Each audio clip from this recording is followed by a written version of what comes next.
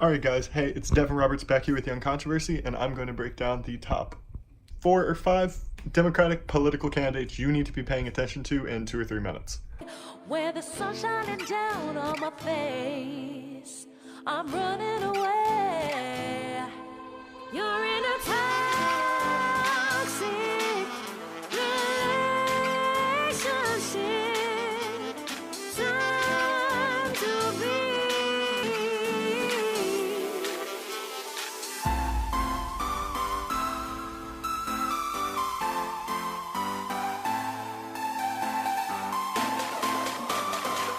First to be the star of the show and everyone's bread and butter, Bernie Sanders. If you don't know who Bernie Sanders is, you've been living under a rock and probably didn't vote in the 2016 election.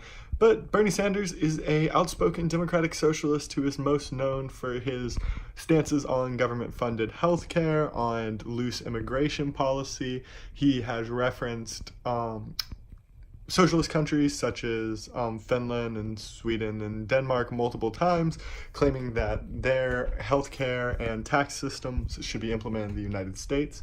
He is one of the oldest candidates to ever run. Trump is currently the oldest candidate in office, and he's been in politics for longer than any other politician running by a margin. He claims to support policies that are for taxing the rich, but also has 2 houses and makes more money than anyone watching this video probably. So it's really hard to say where he stands. He seems like a good person, if nothing else, even though I find his policies to be a little ridiculous. Second, and one of the least important that we're going to go over, is Elizabeth Warren, Pocahontas, in my opinion, just your classic Democrat candidate. If there was to be a go-to choice for the Democratic DNC platform, it would be Elizabeth Warren. She's kind of boring, sticks to the party policy on almost every single issue, and has a vehement hatred toward Trump. What she's most known for is having tested to see how much Native American she was. I think it was at the beginning of the year, early January, right before she announced that she was running for president.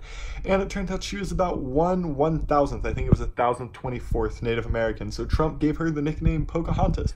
About 2 weeks later, she decided to run for president. So I don't know how she came to that conclusion from the test, but that's pretty much anyone knows about it.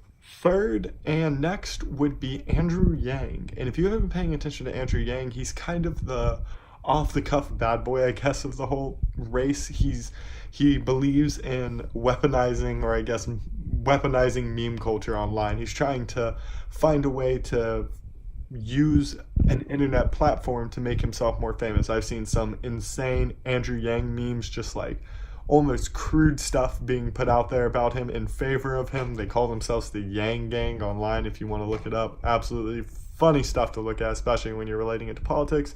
He's gone on Ben Shapiro's show, who is vehemently conservative and libertarian, and debated with him, as well as Joe Rogan's show, who's a very unbiased news host. So I think he's really trying to put his policies out there. He believes in a universal basic income. He's not a career politician. He's an entrepreneur. And if I had someone on the Democratic side that I'm seriously looking at all, it's Andrew Yang. Not really big on the universal basic income plan because of the way that elevates our taxes, but he's an entrepreneur. He seems to have a good head on his shoulders. He's younger and has a good understanding of where America's sitting today, which makes him someone you should look for sure. And then we have Joe Biden, who is been most recently caught, I guess, or at least pulled up videos of him smelling girls' hair and touching them on the shoulder and inappropriately on the breast and things. Even in congressional and Senate hearings, there's so much video of him out there doing it.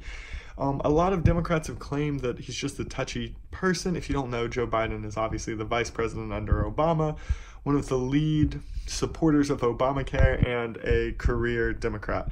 He seems like a very nice guy, another one of the older politicians running, but he has been caught in a huge scandal lately of just weirdly or awkwardly or inappropriate touching generally young female women while on stage and in his personal life throughout history. There's plenty of video of it online if you haven't, seen it already.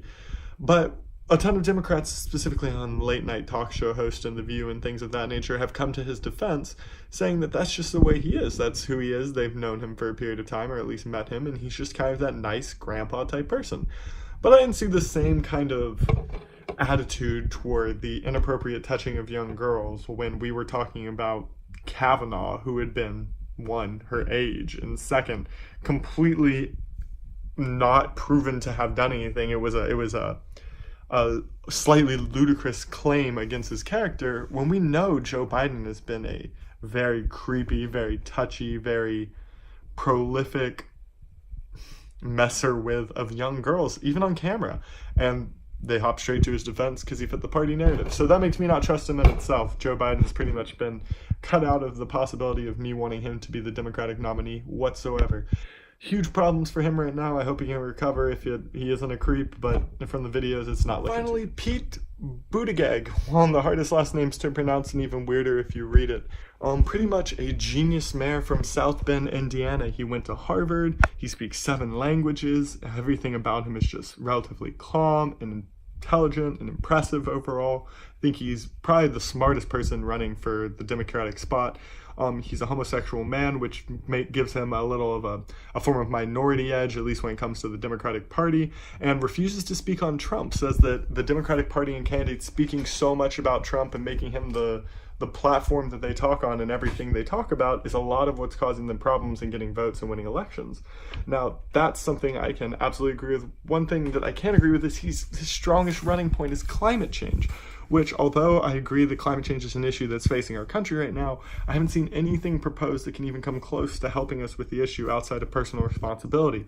Meaning that Pete Buttigieg's policy, as far as I've seen, haven't been anything fantastic. As a person and as an intellectual, he seems to be one of the best running. He's millennial, so he's younger, at least he claims millennial, he's late 30s, I believe, early 40s. I was able to learn a lot about who he is pretty easily.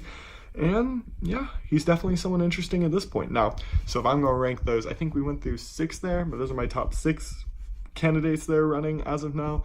We got my number 1, Andrew Yang. He's fantastic, meme lord, entrepreneur, universal basic income. Second, he's pretty extreme overall, though, Andrew Yang, before I get on, so he'd be one of the more extreme versions. Second down would probably be Pete Buttigieg, a little more conservative overall, really intelligent dude, 7 languages, Harvard, etc. And then we have Beto O'Rourke, which I don't think I actually got a chance to talk on Beto. So just to make sure I didn't miss it if I already did, Beto O'Rourke is ran for governor of Texas most recently against Ted Cruz and lost, but almost turned the reddest state in the whole country blue, which is terrifying for me. I was disappointed in Texas for almost letting itself turn blue. But Beto O'Rourke is a young, attractive, sociable, very charismatic man from Texas with very middle line views for a Democrat. A lot of the Democrat candidates wind up going to an extreme left with their viewpoints because that kind of supports their base, where Beto O'Rourke is more of a center line kind of guy, which I respect a lot on his policy points.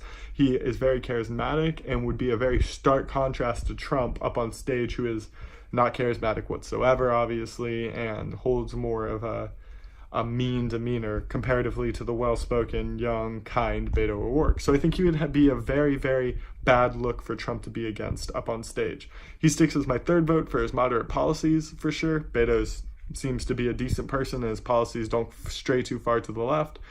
Bernie would be 4th. Bernie Sanders, you seem like a great guy that really doesn't understand policy. I believe Bernie truly, probably out of everyone running, wants the best for our country the most. I just also think he's a little crazy in how he thinks we're going to get there. Down below that is Kamala Harris. She seems fantastic, well-spoken, but she seems career politician, and I haven't seen enough on her yet to say she's high on my list. And then we have Elizabeth Warren, way at the bottom, who is absolutely not on my list. Straight career politician, and is most known for her ridiculous claim that she's a Native American. But guys, just because that's who I like doesn't mean that's who you have to like. I'm just filming in my room here. I hope all of you had a good time listening to me today. Hopefully I could break down some of the basics for you. I hope you can look up some of those guys, see what they're about, see what their policies are about. Andrew Yang specifically is really interesting. Beto O'Rourke is really interesting if you're looking for a change up.